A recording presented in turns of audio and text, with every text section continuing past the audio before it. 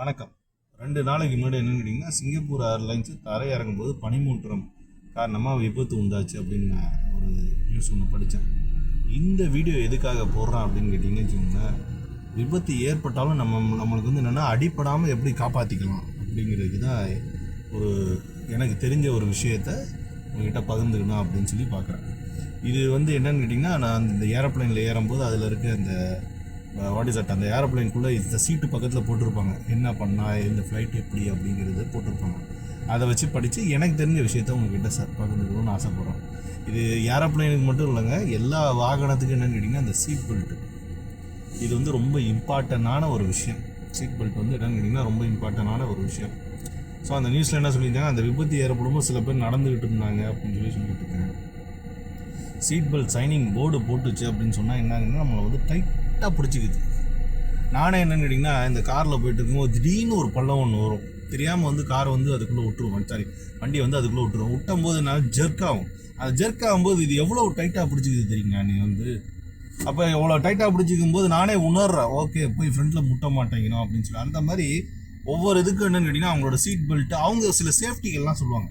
இந்த ஏரோப்ளைனில் இந்த கார்பனை போடுங்க உட்காருங்க அப்படின்னு சொன்னால் இம்மீடியட்டாக உட்காந்து தான் ஆகணும்.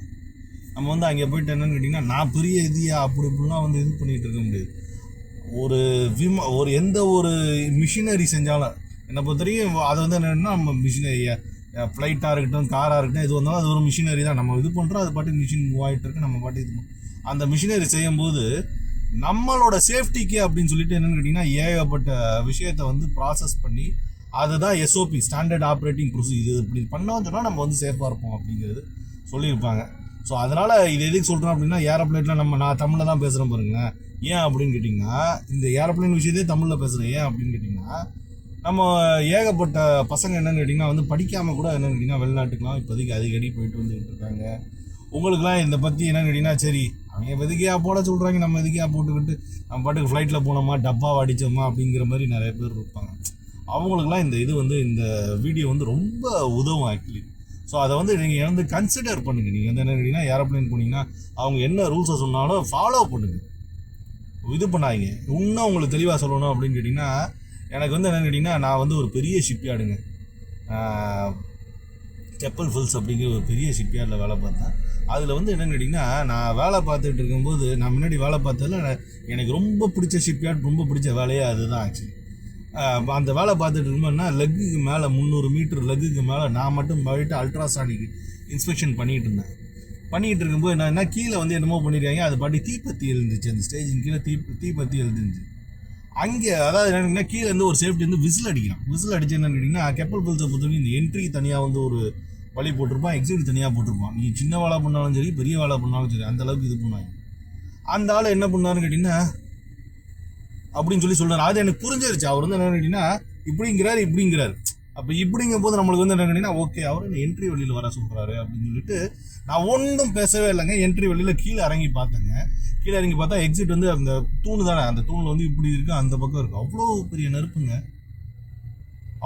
நெருப்புங்க. அதுலேருந்து என்னை காப்பாற்றிருக்காருங்க அந்த மனுஷன். அப்போ தான் எனக்கு குழந்தையே பிறந்துச்சு ஆக்சுவலி. அப்போ அதுலேருந்து அந்த மனுஷன் என்னை காப்பாற்றிருக்காரு. அதை சொல்லாமல் இவன் என்னடா சொல்கிறது அப்படின்னு சொல்லி நான் இப்படி போயிருந்தேன்னு வச்சுக்கோங்க, கிராஸ் ஆயிருந்தேன்னா என்ன நடந்திருக்குங்கிறது கூட எனக்கு தெரியாது. இது நடந்தது என்னன்னு கேட்டிங்கன்னா ஒரு 15 வருஷம் இருக்குங்க. 15 வருஷம் கண்டிப்பாக 15 வருஷத்துக்கிட்டே இருக்குங்க.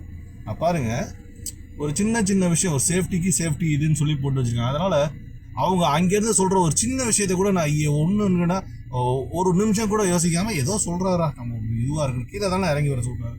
இதில் எதுக்கு நம்ம வந்து விவாதம் பண்ணிக்கிட்டு நம்ம என்ன பெரிய ஆள்னு காட்டி விவாதம் பண்ணி நான் வந்து என்ன கேட்டிங்கன்னா அந்த ஆளுநரும் நல்லா படிச்சிருக்கேன்னு வச்சுக்கோங்க. அது எதுக்கு நான் விவாதம் பண்ணி நான் படிச்சிருக்கேன்னு நிரூபிக்கிறதுக்கு என் உயிராக வந்து பலியாடா ஆக்குறது. அந்த விவாதம் இந்த இதெல்லாம் வந்து கூடவே கூடாது. அந்த இதை பொறுத்தவரைக்கும் நீங்கள் ஏரோப்ளைனை பொறுத்த வரைக்கும் அந்த சீட் பெல்ட் வந்து அந்த வார்னிங் சைன் போட்டாங்கன்னு சொன்னால் அதை வந்து நீங்கள் கேட்கணும். இல்லையா அதே மீறி என்னன்னு கேட்டிங்கன்னா அந்த ஏர் ஹோஸ்டஸ் வருவாங்க, air hostess kindly wear your seat belt அப்படின்னு சொன்னால் கேட்கணும். நீங்கள் வந்து யோசிக்கக்கூடாது.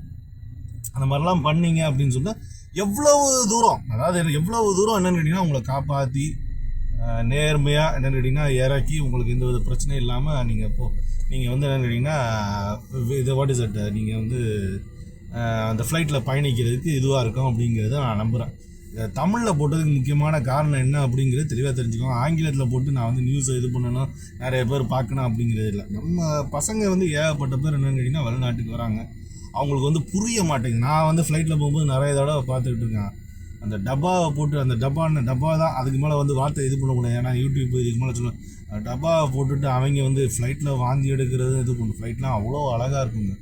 சில ஃப்ளைட்லாம் பார்க்கும்போது அவ்வளோ அழகாக இருக்கும். அந்த ஃப்ளைட்டை வாந்தி எடுக்கிறதுக்கு அவங்க அந்த ஏர் ஹோஸ்டஸ்ட்டுக்கு வந்து அதிகமான மன உளைச்சலை கொடுக்குறது. நீங்கள் வாந்தி எடுக்கிறது உங்களால் க்ளீன் பண்ணவும் முடியாது, மேடம் அவங்களுக்கு வந்து அதிகமான மன உளைச்சலை கொடுக்குறது. இதெல்லாம் பார்க்கும்போது மனசுக்கு ரொம்ப சங்கடமாக இருக்கும்.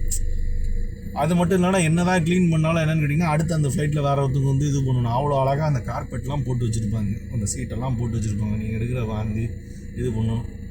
நம்மளுக்கு ரொம்ப இந்த அதாவது என்னென்னா இந்த விபத்து, அதாவது ஃப்ளைட்டை பொறுத்த வரைக்கும் இந்த மாதிரி ஒரு என்னென்னு கேட்டிங்கன்னா பயணிக்கிறீங்க அப்படின்னு சொன்னால் விமான கட்டுப்பாட்டு அறையில் வந்து யாராவது என்ன இன்ஸ்ட்ரக்ஷன் கொடுத்தாலும் ஃபாலோ பண்ணுங்கள் அப்படிங்கிறதுக்கு தான் இந்த வீடியோ வந்து போட்டிருக்கேன். இதை பற்றி உங்களோட கருத்து என்ன அப்படிங்கிறது கீழே கமெண்ட் செக்ஷன் பாக்ஸில் கமெண்ட் பண்ணுங்கள். நன்றி.